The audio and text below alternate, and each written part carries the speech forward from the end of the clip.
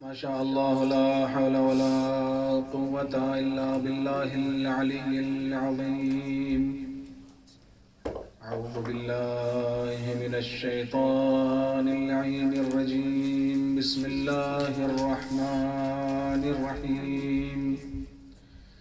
رب اشرح لي صدري ويسر لي أمري واحلل عقدة من لساني يفقه قولي. الحمد لله رب العالمين. الصلاة والسلام على رسوله الكريم وآله الطيبين الطاهرين المعصومين المظلومين المنتخبين المنتجبين. ولعنة الله على منكر فضائلهم وعلى منكر شجاعتهم وعلى منكر عصمتهم وعلى منكر عطشهم على أجمعين من يومنا هذا إلى قيام يوم الدين. أما بعد فقد قال الله تبارك وتعالى في محكم كتابه المبين وهو أصدق الصادقين وقوله الحق وبالحق وللحق. بسم الله الرحمن الرحيم. إن الله اصطفى آدم ونوحا وآل إبراهيم وآل عمران على العالمين. صلوات محمد. اللهم صل على محمد. سب سے پہلے آپ حضرات سے گزارش ہے کہ ایک مرتبہ سورہ الحمد اور 3 مرتبہ سورہ توحید کی تلاوت فرما کر جن مرحومین کے ایصال ثواب کے لیے یہ جو ہے وہ مجلس رکھی گئی ہے ان کی روح کو ایصال فرمائیں. بسم اللہ الرحمن الرحیم.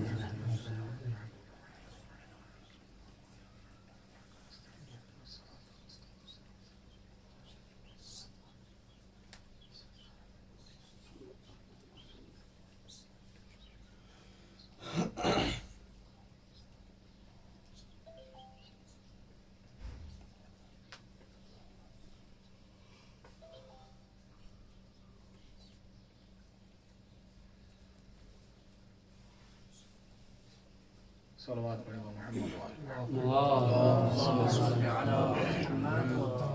عزیزان محترم اور بزرگان قوم و ملت، محبان حیدر کرار، دوستداران فاتح خیبر، ماتمداران سید الشہداء اور سوگواران مظلوم کربلا حضرت ابا عبداللہ، خدا وحدہ لا شریک کا شکر ہے کہ جس نے ہمیں نور علی النور کی منزل میں رکھا. اس لیے کہ عبادت میں انسان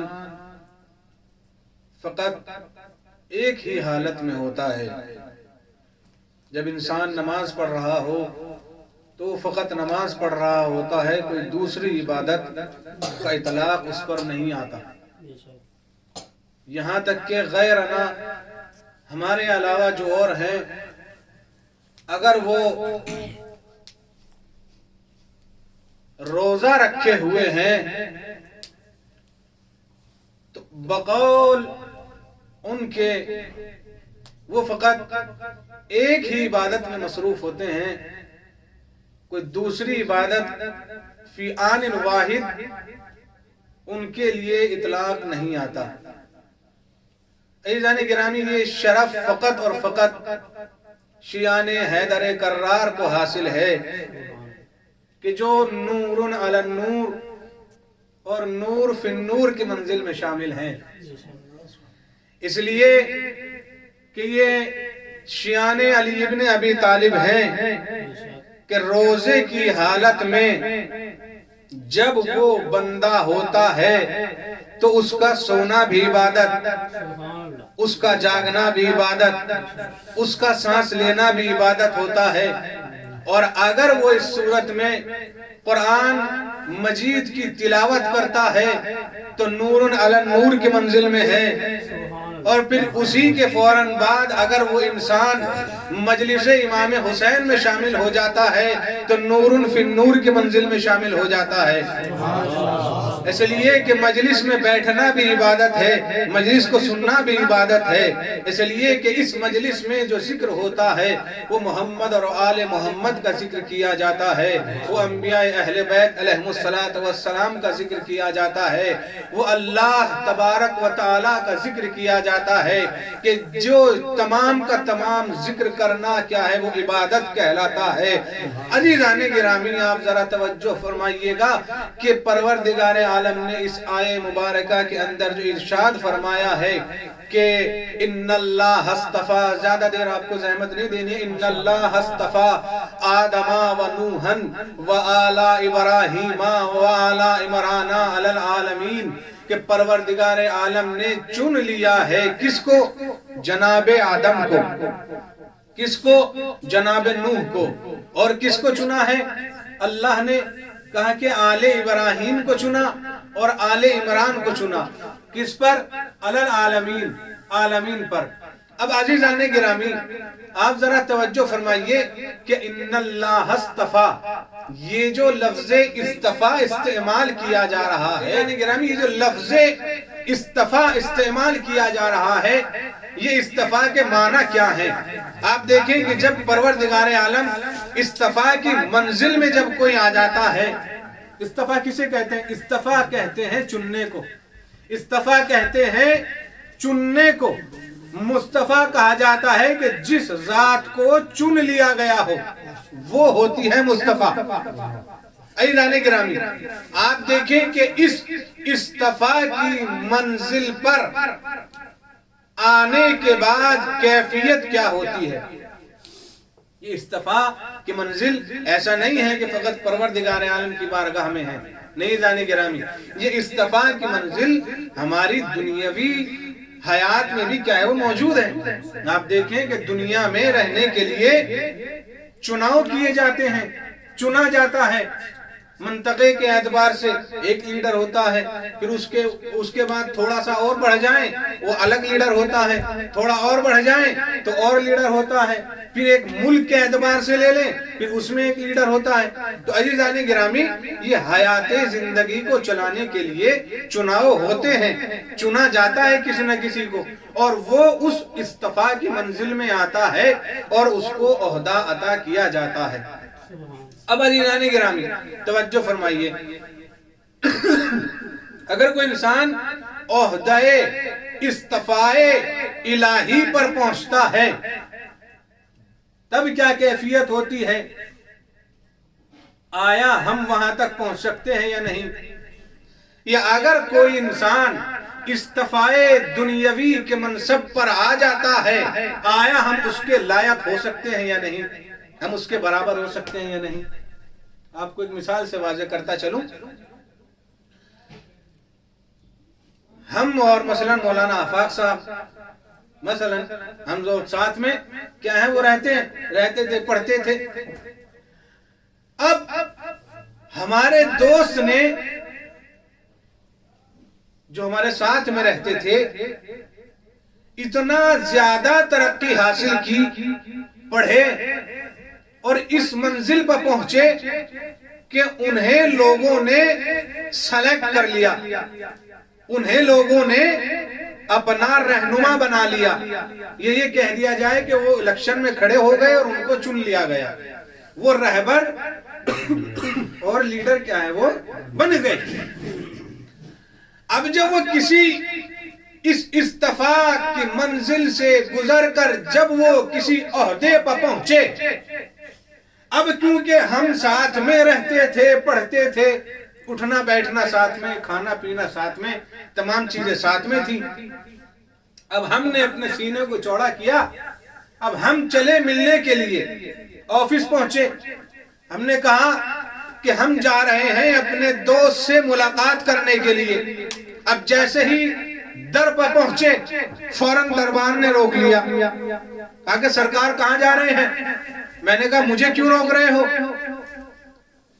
میں اپنے دوست سے ملنے کے لیے جا رہا ہوں کہ جس کو لوگوں نے چن کر استفا کی منزل میں لانے کے بعد اس کو ایک عہدہ عطا کر دیا کہ جو لیڈر بن گیا ہے وہ ہمارا دوست ہے، اب میں ان سے ملنے کے لیے جا رہا ہوں۔ عزیزان گرامی، دربان نے کہا کہ حضور ٹھیک ہے کہ وہ آپ کے دوست ہیں لیکن اب وہ آپ جیسے نہیں رہے۔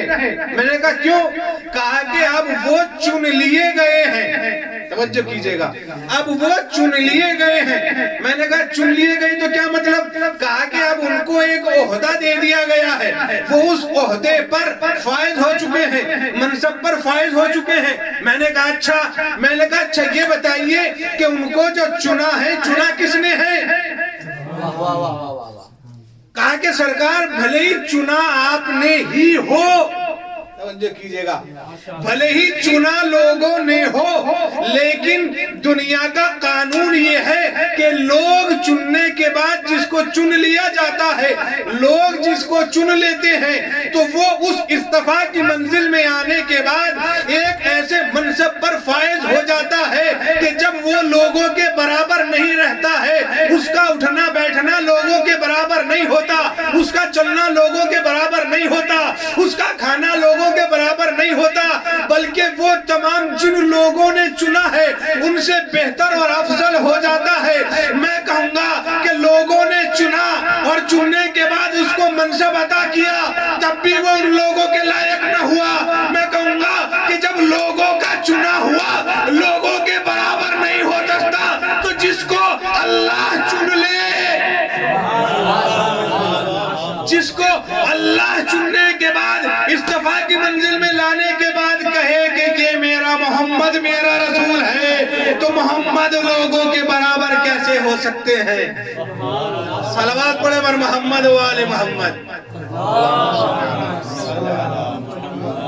میں جب ایک انسان عام انسان جب چن لیتا ہے تو جب وہ اس کے برابر نہیں ہو سکتا تو وہ روزے دار، وہ مسلمان، وہ حاجی، وہ پرہیزگار اور وہ حافظ قرآن اور وہ داڑھیوں والے، وہ تمام چیزیں وہ کیسے کہہ سکتے ہیں کہ ہم حافظ قرآن ہو گئے تو محمد کے برابر، ہم داڑھی والے ہو گئے تو محمد کے برابر ہیں، ہم نے حج کر لیا، ہم نمازی پرہیزگار ہیں تو محمد ہمارے برابر، ہم محمد کے برابر نہیں۔ عزیزان گرامی ایسا نہیں ہوتا ہے، ایسا نہیں ہو سکتا ہے۔ یہ تو ایک دنیاوی مثال ہے عزیزان گرامی۔ اب وہ بتائیے کہ جس کو دینے والا اللہ ہو اور جو منصب الہی ہو اور جس کو قبول کرنے والا محمد مصطفیٰ جیسا ہو، سید المرسلین، ہر انسان آ کر کہہ دیتا ہے سرکار وہ تو پڑھے لکھے نہیں تھے، وہ ہمارے جیسے ہی تھے، بس یہ کہ ان کو نبوت بعد میں دے دی گئی۔ نہیں عزیزان گرامی، یہ کیا ہے؟ ختم اللہ علی قلوبہم، یہ اس منزل میں آ چکے ہیں کہ جس منزل کو قرآن مجید بیان کر رہا ہے کہ ان کے سامنے ولو تمام چیزیں ازہر من الشمس ہی کیوں نہ آ جائیں، لیکن جس کے دلوں پر مہر لگ جاتی ہے تو اس کے دل میں حق اترتا نہیں ہے۔ جس کی آنکھوں پر پردہ ڈال دیا جاتا ہے اس کے سامنے آپ سورج کو بھی لا کے رکھ دیں گے تو بھی یہی کہے گا کہ اندھیرا ہو رہا ہے۔ عزیزان گرامی، اس منزل پر فائز ہے۔ آپ دیکھیں کیا کہا، ان اللہ استفا، یہ استفا کی منزل ہے کہ جب انسان دنیاوی اعتبار سے استفا کی منزل میں آ جاتا ہے تو وہ کیا ہوتا ہے؟ لوگوں کے برابر نہیں ہوتا ہے۔ آپ دیکھیں کیا کہا، استفا۔ اب میں تھوڑا سا ایک شرح کرنا چاہوں گا جو میں اپنے بزرگان کو سنانے کے لیے آیا ہوں کہ میرے بزرگان ان سے بہتر جانتے ہیں کہ یہ جو لفظ، یہ جو استفا کی منزل ہے عزیزان گرامی، استفا جو اس جگہ اس آیہ مبارکہ میں استعمال کی گئی ہے، ان اللہ استفا آدم، کہ اللہ نے آدم کو چنا، نوح کو چنا، آل ابراہیم، آل عمران کو کیا ہے وہ چنا ہے۔ اب عزیزان گرامی، یہ جو استفا ہے، استفا دو طریقے کی ہوتی ہے۔ اگر کسی کو چنا جاتا ہے، کوئی اس منزل پر آتا ہے، تو وہ دو طریقے کی ہوتی ہے. ایک استفائے فردی ہوتی ہے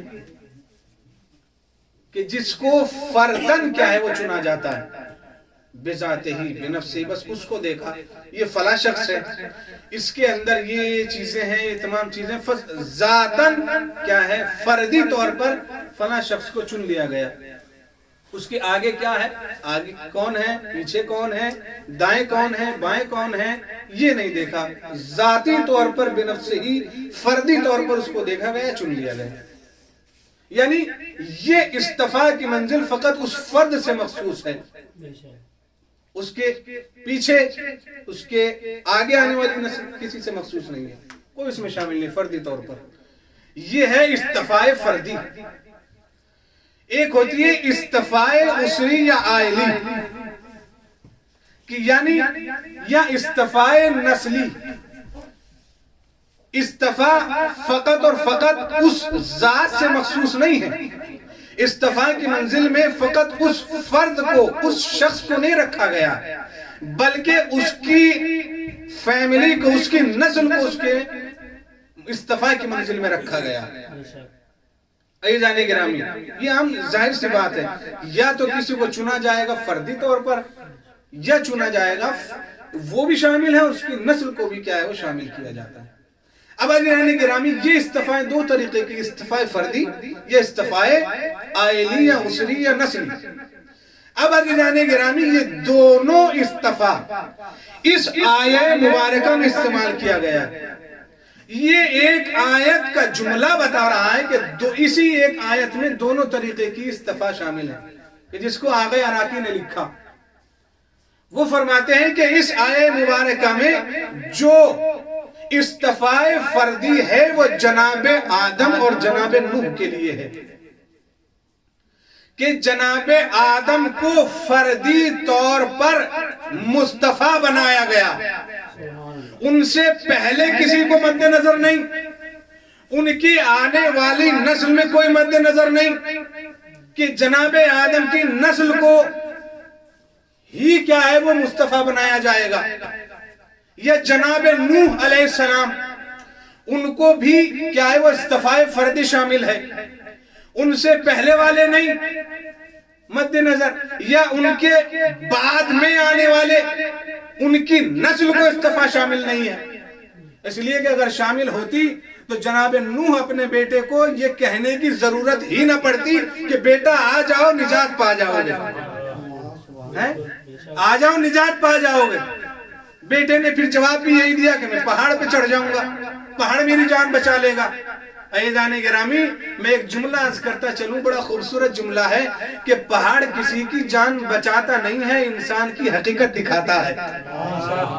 اب وہ چاہے جناب نوح کا دور ہو یا فخر نوح محمد مصطفیٰ کا دور ہو، جو نبی کو چھوڑ کر جو پہاڑ پہ چلا گیا وہ بچا نہیں ہے، بلکہ اس کی حقیقت سامنے آئی ہے اور قیامت تک سامنے رہے گی. جناب نوح کا بیٹا نبی کو چھوڑ کے پہاڑ پہ چڑھا تو قیامت تک کے لیے عبرت بنا دیا، اور کچھ لوگ محمد مصطفیٰ کو چھوڑ کر پہاڑ پہ چڑھے، تاریخ نے ان کو کہا کہ یہ لعنت اللہ ہے. عزیزان گرامی، قیامت تک جب تک حقیقت بیان کرنے والے موجود رہیں گے، پتہ چلتا رہے گا کہ جو محمد مصطفیٰ کو چھوڑ کر گئے تھے وہ کون تھے. عزیزان گرامی، یہ دو طرح کی اصطفاء ہیں اور دونوں قرآن مجید میں استعمال ہوئی ہیں. اب عزیزان گرامی دیکھیے، لیکن یہ جو اصطفاء نسلی اور عائلی اور اسری ہے، یہ جناب ابراہیم کے لیے ہے اور جناب یہ آل عمران کے لیے ہے. کیا کہا؟ یہ نہیں کہا کہ چن لیا گیا ابراہیم کو یا عمران کو. کیا کہا؟ ان اللہ اصطفى آدم و نوحا و آل ابراہیم و آل عمران علی العالمین. یعنی کیا مطلب؟ کہ یہاں پر جو یہ مصطفیٰ، یہ اصطفاء کی منزل رہے گی، منصب رہے گا، یہ جناب ابراہیم کی نسل میں رہے گی. یہ آل ابراہیم کی نسل میں رہے گی، آل عمران کی نسل میں رہے گی۔ اب عزیزان گرامی ایک نقطہ چھوٹا سا، اس کے بعد بس آپ کی زحمت تمام ہے کہ یہاں پر جو یہ آل ابراہیم اور آل عمران بیان کیا جا رہا ہے، آل عمران بیان کرنے کی ضرورت ہی نہیں تھی۔ کیوں؟ اس لیے کہ آل عمران خود آل ابراہیم سے ہیں۔ علماء نے بیان فرمایا کہ یہاں پر عطف الخاص علی العام، کہ جناب ابراہیم کی نسل سے ہی ہیں، لیکن خصوصی طور پر آل عمران کو کیا ہے وہ بیان کیا گیا۔ اب عزیزان گرامی بات یہ ہے کہ بس یہ آخری نقطہ اور اس کے بعد آپ کی زحمت تمام ہے کہ یہ جو اصطفاء کی منزل ہے، ہو سکتا ہے بات مکمل نہ ہو پائے، کہ یہ جو ابراہیم کی نسل میں اصطفاء کی منزل کو رکھا ہے، یہ اصطفاء کی منزل نسل ابراہیم میں کیا ہر کسی کو عطا کی جائے گی جو بھی نسل ابراہیم ہوگی، یا اس کے لیے بھی کوئی معیار ہے کہ جس کے بلبوتے پر اس کو وہ منصب عطا کیا جائے گا؟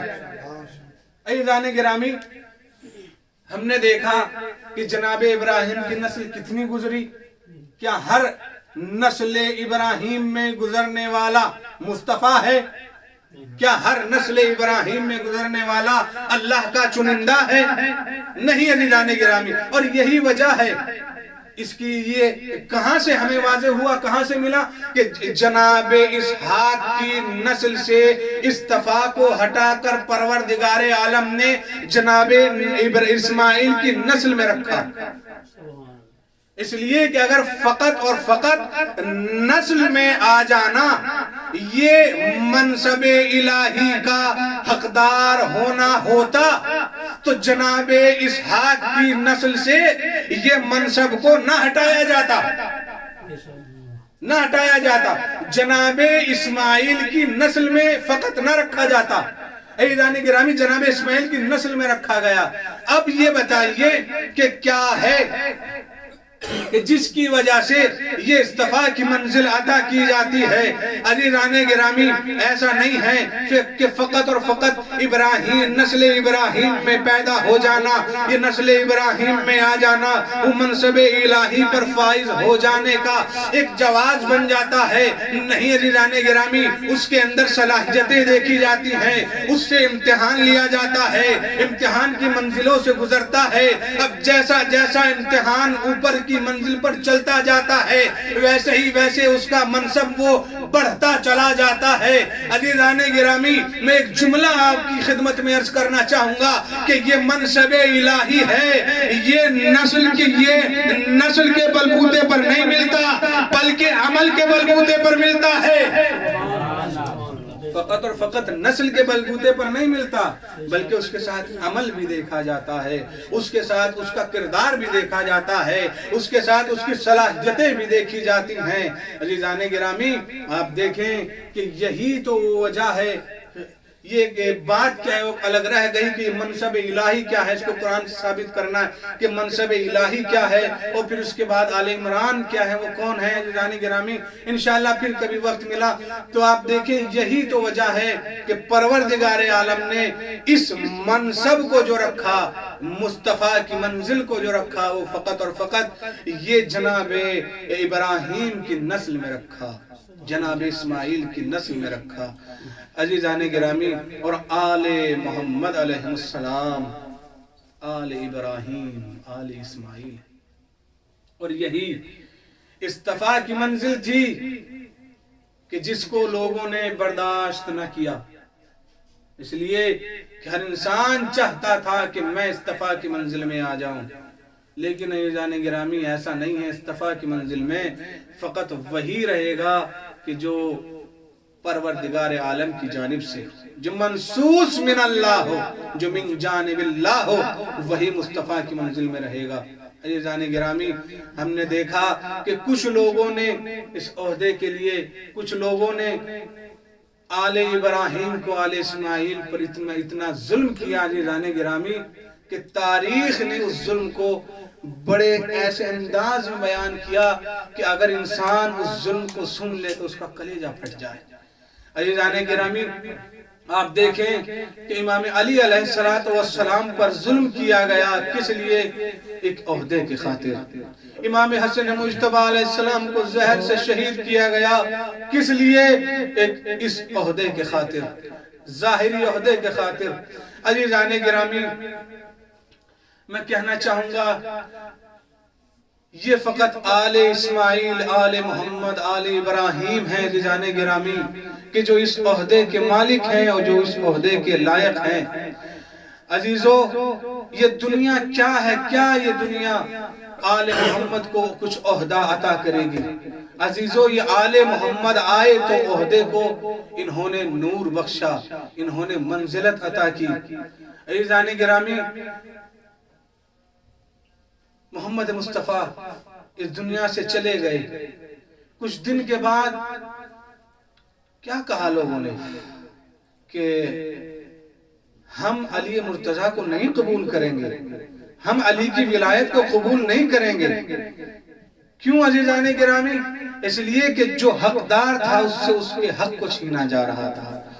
اللہ اکبر عزیزو، یہی تو وجہ تھی کہ یہ تمام پروگرام اور پروپیگنڈے بنا کر جب وہ وقت آیا ہے نا ماہ رمضان میں، تو عزیزان گرامی امام علی علیہ السلام کو اتنی بے دردی سے شہید کیا گیا۔ آپ دیکھیں کہ مسجد ہے، اللہ کا گھر ہے، اللہ کی عبادت ہے، سجدہ خداوندی ہے، اس سجدے کی حالت میں امیر کائنات کو شہید کیا جا رہا ہے۔ جبھی عزیزان گرامی ایسی صورت میں، ایسی حالت میں امیر کائنات کو شہید کیا گیا، میں کہوں گا مولا، اے مولا، ارے آپ پر لاکھوں سلام، ارے آپ کو شہید کیا گیا، آپ کے سر پر ضربت لگائی گئی، آپ کے سر اقدس سے خون نکلا، اے مولا آپ پر سلام، ارے آپ کو سنبھالنے کے لیے آپ کے بیٹے آ گئے، اے مولا آپ پر سلام، ارے آپ کے زخموں پر رومال کو باندھ دیا گیا، مولا آپ پر سلام، ارے آپ کو کاندھوں پر اٹھا کر لے جایا گیا، مولا آپ پر سلام، ارے ذرا کربلا کے میدان میں آئیے، آپ کے بیٹا حسین، ارے کربلا کا میدان ہے، 3 دن کا بھوکا پیاسا ہے، ارے کوئی تلواریں مار رہا ہے، کوئی نیزے چبو رہا ہے۔